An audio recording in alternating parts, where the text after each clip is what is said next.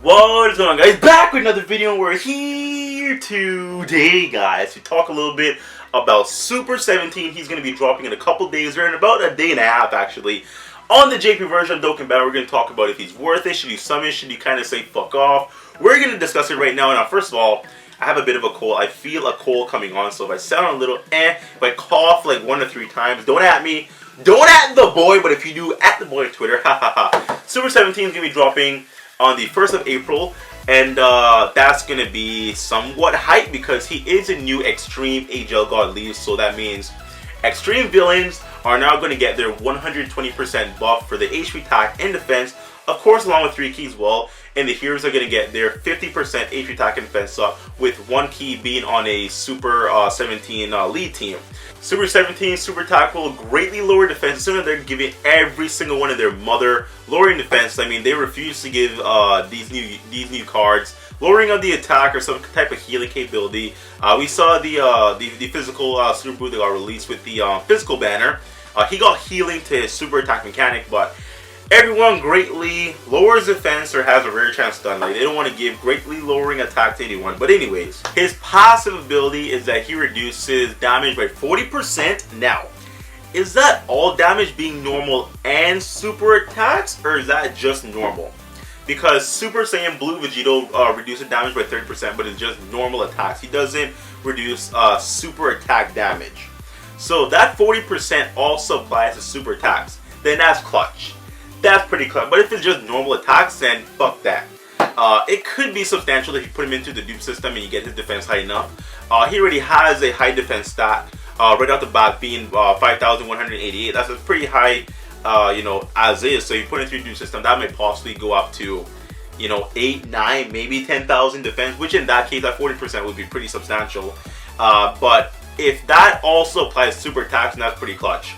His other portion, or the second portion of his passive, is going to be that I don't really like it, but every time he gets hit, he gets a 30% attack up, and that can cap at 120%. So you need to get hit 4 times for your 30% attack up to stack for you to get the 120% buff on his passive to do additional damage. I don't like that. I don't like it. And it's a passive ability, so I'm thinking that that resets per turn. I'm thinking that that resets, and if that resets, fuck this unit. Fuck this unit. I'm sorry, man. Like, if that resets, that's the death of him. He is the worst Super God lead thus far. He is a good unit. Don't get the boy wrong. Don't even try, okay? But what we are talking about is him as a Super God card. That's what he is. He's now the new super leader for the Extreme AGL types. Your passive is so restrictive. Like, it's not like Super Saiyan 3 Angel Goku. Like, Super Saiyan 3 Angel Goku gets 20% attack up per rainbow orb, but he also has a flat out 120% attack buff. So even though you don't collect any rainbow orbs, he's still going to hit ridiculously hard because he already has 120% attack up just as is. Obviously, they want you to work for Super 17's you know, attack to go up, because I suppose his build to be more so of a tank, which if that's the case, then they should have increased their damage reduction on his passive to like even 70, even I would have taken even 50%, but 40%, you know, I mean, it's something. It is something, and with that double lead, it will be noticeable. You'll definitely notice that. But I just hope that applies to super attacks and not just normals. You know, and I also hope that that attack up also carries over in the other turn, because if that resets, fuck off, Bandai. I'm sorry. If that resets, no, that's bad. That's so bad. Now I'm actually going to be talking about the cards that you can put together on a team to build the optimal, I guess you can say, Super 17, Super AGL, well, Extreme AGL Super Team. I don't even know. Too many supers and too much shit coming through the mud right now, but there's not a lot of options, guys. There really is not a lot of options on who you can put in the team. Pretty much you have the LR Androids. Fuck the Androids. Hashtag in the comment section, guys. But you have the LR Androids. Of course, you have the boy, Super Saiyan Rose, Goku Black. He will for sure make it on the team. Everyone else is kind of meh. You know, meh. You do have the, there's a new Android 17 that's going to be dropping. That's AGL. Fuck the Androids down below, guys. But there's a new Android 17 dropping with the release of Super 17 as well. And he's also AGL unit. You know, he's a TUR card, so of course he's going to get first battle. And you'll most likely be putting him on a team if you can pull him along with Super 17. With him, you might be looking at Golden Frieza. I mean, he's not a bad addition because he does tank. I mean, you don't really have anything else. You're going to have to throw cards like Kid Buu, which Kid Buu isn't amazing. I mean, he heals. I like that. That's pretty good, and that's actually going to come in clutch to maintain Frieza's passive, because not only do you have a high health stat, you have increased defense with everyone, and you can put supporting units on a team that's actually going to increase your defense like the World Tournament Cooler. That would actually be a very good combination. So this team, by no means are you going to see anyone hitting hard, or other than Rose. And Super 17 has potential to hit hard, but it's not going to be very likely. I mean, for the most part, you might get hit twice per turn, which is going to be 60% up on the attack, which is not... It is something, but it's not crazy substantial compared to 120% up. So the hard hitters are going to be Rose. Perhaps the LR androids, if you do have them at SA20, they can definitely, for sure, probably do damage close to the millions.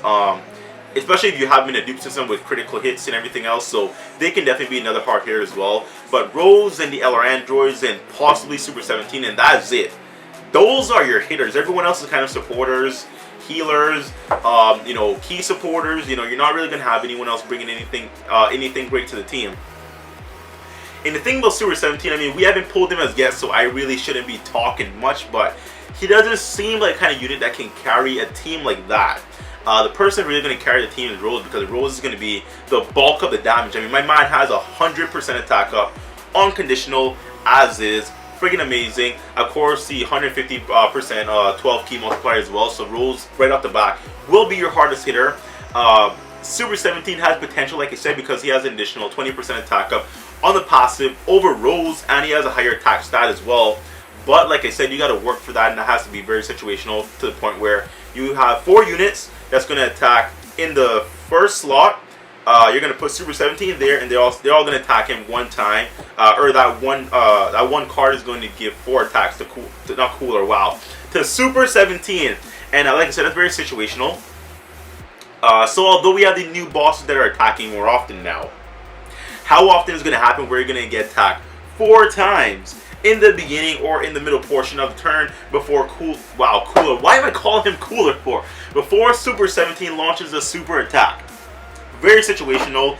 If that resets, fuck him. Like, I'm sorry. I might throw 100 stones, 200 stones at it just because I like to summon it and I got an addiction. I might throw some stones at it, but at the end of the day, if you're asking me, I would say pass. He's not worth it. Well, at the same time, we gotta see who's on the banner, okay? I can't really judge it like that because the featured unit is not that amazing. From face value, it doesn't look amazing. Playing him might be different, and his passive might not reset, so okay, I'll take that. And if his 40% damage reduction applies to super attack, then okay, he's clutch, okay? So we have unanswered questions that need to be fulfilled, and they're not going to be fulfilled until the unit drops. So we're going to have to see, guys, but at this point in time, from what we have currently available in terms of information, I would say pass.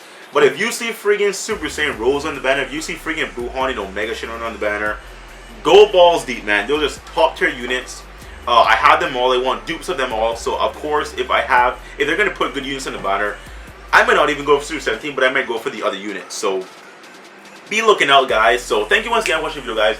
Let me know what you guys think about Super 17 in the comment section of the boys video, guys. I'll be looking out, and I'll be lingering, responding, and saying what's up and shooting the shit with you guys. So thank you once again. I'll see you next time. Bye bye.